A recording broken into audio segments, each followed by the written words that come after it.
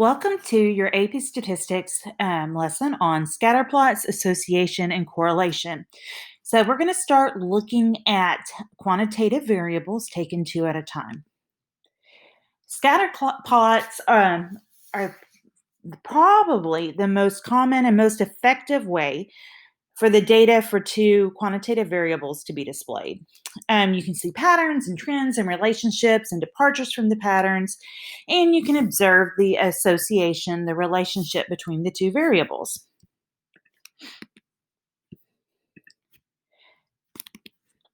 When we look at scatter plots, we look for direction, form, strength, and unusual features. So let's look at each of those a little bit more closely. All right, the direction we get from a pattern, looking at the pattern and seeing whether it runs from the upper left down to the lower right. If that's the case, we say there's a negative direction.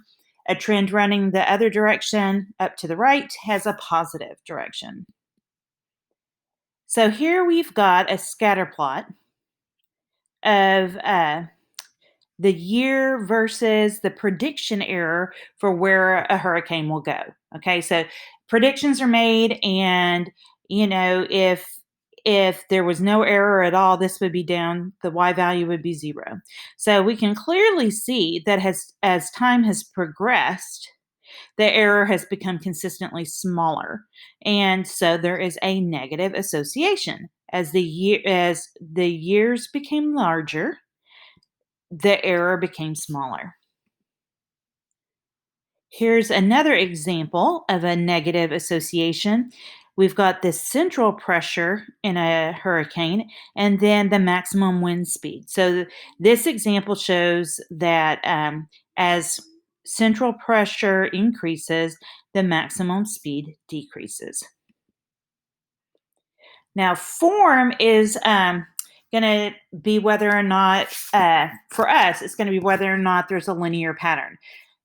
There are ways to do statistical modeling of higher order polynomials, of exponential relationship, logarithmic relationships, all kinds of different relationships. We'll look at a few that are simple and can be linearized in chapter 10, but models that must be created with more complicated forms or to represent more complicated forms fall outside the scope of this course. So what we want is there to be a roughly linear form where there is either a pretty consistent decrease, or if this were positively associated, a pretty consistent increase. And then around that central direction, that central linear form, or within it, we expect there to be some scatter. Okay, so it should be a cloud or swarm of points stretched out in a generally consistent straight form. If the relationship isn't straight but curves gently while still increasing or decreasing steadily, we can often find ways to make it more nearly straight. Like I said, in chapter 10, we're going to look at linearizing data. But if there's a sharp curve, anything along those lines, the methods in this book aren't going to help us with that. That is something that would be studied in further statistics courses.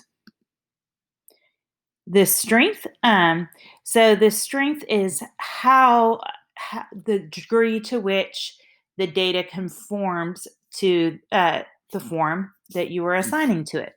So at one extreme, the points appear to follow a single stream, whether straight or curved or bending all over the place, but they are just very consistent, very tied in around the form that you've noticed. At the other extreme, the points appear as a vague cloud with no discernible trend or pattern. We will quantify the amount of scatter, the strength of the relationship soon. Unusual features. Look for the unexpected. One example of such a surprise is an outlier standing away from the overall pattern of the scatter plot. Clusters or subgroups should also raise questions, things that you want to look for. Okay. So we've got two variables and they play two different roles. The x variable, the variable that goes on the x-axis or horizontal axis, should be the explanatory variable or predictor variable. And then the response variable, which is really our variable of interest, goes on the y-axis. Usually we want to know how does that response variable vary given different values of the explanatory or predictor variable. The roles that we choose for variables are more about how we think about them rather than about the variables themselves. So there's one variable we're really interested in, and we're interested in how it responds to the other. That's going to be the response variable, and then the other will be the explanatory variable. Just placing a variable on the x-axis doesn't necessarily mean that it explains or predicts anything, and the variable on the y-axis may not respond to it in any way. But it's how we check to see if it does. Correlation. Now, there is in everyday language a use of correlation just to mean an association between any two variables, quantitative, categorical. People will use correlation in that term. In statistics, correlation means linear relationship between two quantitative variables.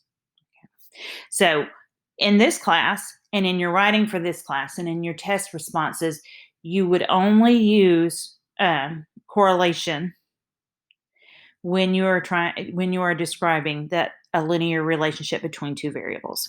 So, data collected from students in statistics classes included their heights and weights. I will never ask y'all for that, but in this class they did. So here we've got the heights in inches and the weights in pounds. Okay, this is probably going to click in our brains of relative sizes of people because we're used to inches and pounds. We can see that there's a positive association in a fairly straight form, although there seems to be a high outlier. What if we switch from inches and pounds to centimeters and kilograms? Well, that's going to be a shift for everything, but it's not really going to change the scatter. Okay. How strong is the association between weight and height of students? If we had to put a number on the strength, we would not want it to depend on the units we used. Okay. We'd want it to be consistent with whether we're talking inches and pounds or centimeters and kilograms. And so, as I said, it doesn't change the shape of the pattern. We still have the overall pattern that we had before. So, the method that we use in order to describe the strength scales for the mean and standard deviation of our explanatory variable and the mean and standard deviation of our response variable. And the way that we do that is we calculate z-scores, or rather, we let the calculator calculate z-scores. So the correlation coefficient R is going to give us a numerical measurement of the strength of the linear relationship between the explanatory and response variables. So since we're working with variables with different distributions, different means, different standard deviations, we have to standardize the x and y value, like I just said.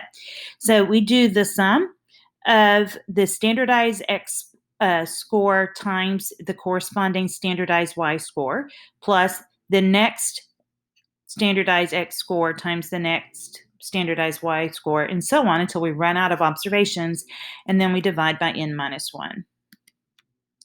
For the students' heights and weights, the correlation is 0.644. What does this mean in terms of strength? We'll address this shortly. One thing I do want to point out, go ahead and point out, I'm sure we'll mention it again later. Notice that the correlation, the value for R, is positive, and that the association was positive.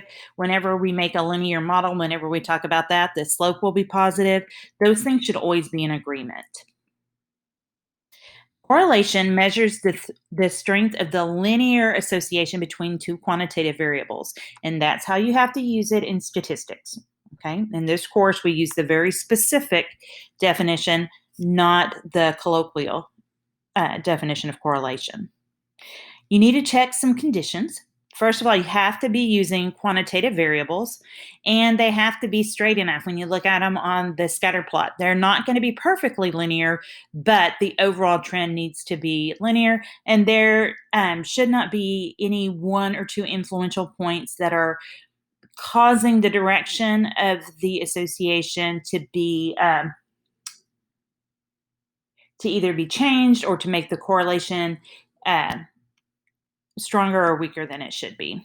So the quantitative variables condition, correlation applies only to quantitative variables. Don't apply correlation to categorical variables masquerading as quantitative. So for instance, if we're using 1, 2, 3, 4 to address different categories, or here, this is one that would make sense, easily wrap your brain around. If we use 9, 10, 11, 12 to represent what grade level a student's in, we can't use that to correlate with anything. Okay, even though there's a number, it's a number being used just as a label for a categorical variable. Check that you know the variables, units, and what they measure. You want to make sure you have a grasp of that. Straight enough condition, you can calculate a correlation coefficient for any pair of variables. It just doesn't make sense unless the underlying relationship is linear. If the underlying relationship is obviously curved, it's not linear, then reporting the correlation is just going to be confusing. Okay, so influential points. You want to always look for those. Points with high leverage are usually far to the right or far to the left of the rest of the data and can distort the correlation dramatically by pulling the linear model towards itself and away from the general pattern of the data. When a point does that, they are considered to be influential points because they influence the model. When you see an influential point, it's a good idea to report the correlations with and without the point. Okay, there's some properties of correlation that you really need to know. Again, I stated it earlier, the sign of the correlation coefficient gives the direction of the association. It's always going to be between -1 to +1. A correlation coefficient of -1 means that you have a perfectly linear negative association between two variables. And +1 means that you have a perfectly linear relationship between two variables with a positive association. Most of the time in the real world, dealing with real data, you're not going to get a correlation of exactly -1 or +1. But the closer a value is to -1 or +1, the stronger the correlation. A correlation near zero corresponds to weak linear association. There could be no association at all. There could be some sort of curved association. There's possibilities of other things that exist, but what we do know is that a linear association is not going to be very helpful. Correlation treats X and Y symmetrically. In other words, if you just swap out the relationship and calculate it again, you're going to get the same value for R. Because we've standardized our scores, correlations have no unit. So if somebody reports a correlation with units to it, that's an error. It's not affected by changes in center or scale of either variable. And again, that's because it depends on z-scores. Again, it measures the strength of the linear association between the two variables. Variables can have a strong association but a small correlation if the association is not linear. Correlation is very sensitive to influential points. A single influential point can make a correlation large or make a small correlation large or make a large correlation small. So you really want to watch out for those. Now, one thing that's very tempting for people to do, and you'll even find examples of this in the news, you'll certainly find examples of this in everyday conversation. People will assume that correlation implies causation. It does not. Whenever we have a strong correlation, it's tempting to imagine that the predictor variable has caused the response to the response to change. Okay. Scatterplots and correlation coefficients never ever prove causation. To prove causation, we will learn later on that you need to conduct a well-controlled, a well-designed experiment that randomly assigns subjects to treatments. And the reason for that is because there can always be lurking variables in the background. And what lurking variables do is they're hidden, um, and they actually are the reason um, that both the x value and the y value vary. There's an example of people thought when ice cream was first made and it was eaten on beaches and seashores. They noticed that there was an increase in drowning whenever more ice cream was consumed, and so people for a while thought that ice cream was dangerous to eat. Well, the lurking variable there was in the summer months, it was hot, and so more people swam. So there were more drownings, and it was hot. So people bought more ice cream at the beach, at the little ice cream parlors that were there. And so the fact that as temperature rises, you're going to have an increase in ice cream sales and you're going to have an increase in deaths by drownings was the actual variable that was hidden in the background that was causing both of the effects. Okay, so here's a drug abuse example from page 168, number 34, and it says a survey was conducted in the United States and 10 countries of Western Europe to determine the percentage of teenagers who had used marijuana and other drugs. The results are summarized in the table provided. So we're going to start with making a scatter plot and work from there. So you can see they've got all these different countries. This is just identifying who our subjects are. And then we've got the percent of teens who've used marijuana and the percent of teens who've used other drugs. And we're going to see if there's any kind of association between the two. So when you create a scatter plot, you have to be in a document. And on your first page, you want to have two lists this time. We want to use A and B. And so you want to give them some sort of meaningful title, as I've done, and you want to enter all the X values in the first column, and then you want to enter the Y values in the second column. Because of the way the calculations are done, it's very important that you have the correct Y value with the correct X value. All right, and then when you're going to want to add a data and statistics page, and you'll be able to pick a variable to go on your horizontal axis. You'll be able to pick a variable to go on your vertical axis. We want marijuana for horizontal, other for vertical, and we can see that, yeah, there's definitely a positive association here, and it looks quite linear. All right.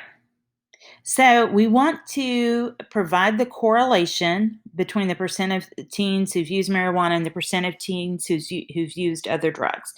Now, you could go through and find all the z-scores by hand, multiply them together, add all that up, and divide by n-1, or you can go back to the first page, the one with the lists, and somewhere in one of these other, in column C or D, somewhere just click and then choose Menu, Statistics Calculations, Linear Regression, and indicate that which list is the X list and which list is the Y list. Press OK.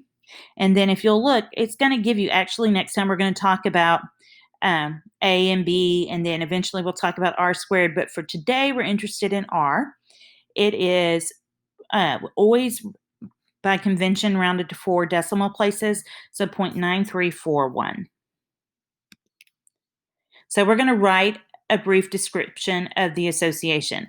By the way, 0.9341 in real world data is extremely an extremely high correlation. It's a good, solid correlation.